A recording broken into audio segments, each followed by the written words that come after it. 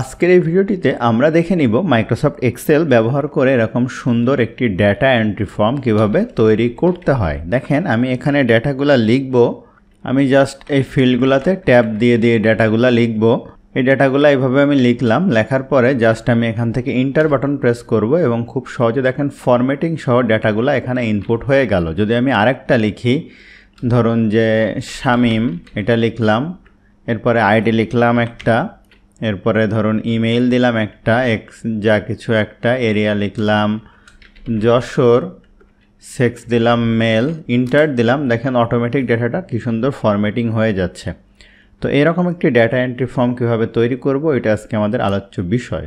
শুরু করার আগে আপনি যদি আমার চ্যানেলে নতুন হয়ে থাকেন তাহলে চ্যানেলটি অবশ্যই সাবস্ক্রাইব করে নেবেন, ফলে বিভিন্ন রকম টিউটোরিয়াল পাবেন যেগুলো আপনার বাস্তব জীবনে অনেক উপকারী, সেগুলো অবশ্যই দেখে নেবেন। তো চলুন শুরু করা যাক। তো আমি এই শিটটি এখান থেকে বাদ দিয়ে এখান থেকে নিউ শিট নিয়ে নিচ্ছি।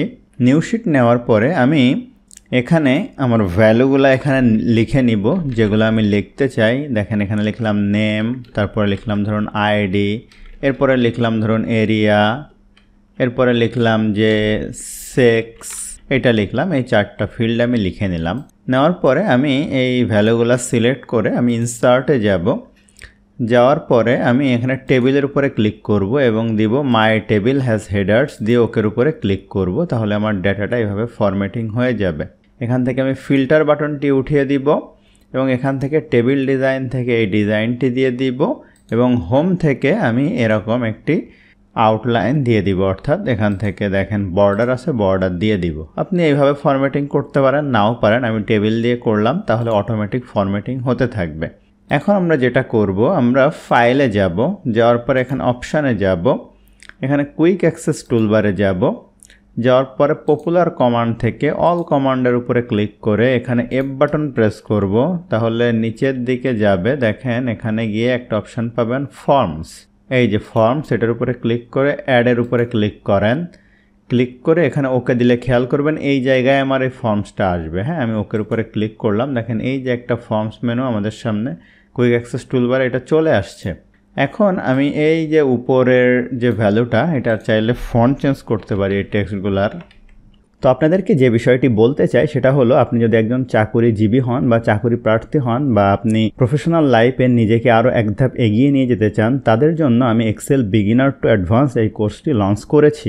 যে কোর্সটিতে এক্সেলের 250+ টপিক খুব দারুণভাবে কভার করা হয়েছে 25টি রেকর্ড ভিডিওর মাধ্যমে এবং প্রজেক্ট ফাইলও প্রোভাইড করা হবে। প্রয়োজনে ফেসবুক সাপোর্ট গ্রুপে আপনাদেরকে হেল্প দেওয়া হবে। এই সম্পূর্ণ কোর্সটিতে ইনস্ট্রাক্টর হিসাবে আমি নিজেই রায়হান তানজিম থাকছি। তো এখান থেকে আপনি কোর্সের মডিউল খুব সহজে দেখে নিতে পারবেন এবং আপনি কোর্সটি কিভাবে পাবেন সকল বিষয়াদি এখানে খুব সুন্দরভাবে লেখা আছে। তো এই ভিডিওর ডেসক্রিপশানে বা কমেন্টে দেওয়া লিঙ্ক থেকে আপনি সহজেই কোর্সটি নিয়ে নিতে পারবেন। তো চলুন আমরা আবার টিউটোরিয়ালে ফেরত যাই। তো এই টেক্সটগুলো সিলেক্ট করে এখান থেকে আমি এই ফর্মসের উপর ক্লিক করার সাথে সাথে দেখেন আমাদের সামনে এরকম একটি ডেটা ইনপুট ফিল্ড চলে আসছে। এখন আমি নেম লিখলাম ধরুন আতিফ, আইডি দিলাম একটা, ঠিক আছে, এরিয়া দিলাম ধরুন ঢাকা, সেক্স দিলাম ধরুন মেল, ইন্টার দিলাম। দেখেন ডেটাটা ওখানে ইনপুট হয়ে গেল। আবারও একটা নেম দিলাম ধরুন হচ্ছে ম্যান, আইডি দিলাম হচ্ছে একটা কিছু, এরিয়া দিলাম খুলনা, এরপরে হচ্ছে আমি সেক্স দিলাম মেল, ইন্টার দিলাম। দেখেন ডেটা ইনপুট হওয়া শুরু করেছে এবং অটোমেটিক দেখেন ফরম্যাটিংটা কিন্তু হয়ে যাচ্ছে।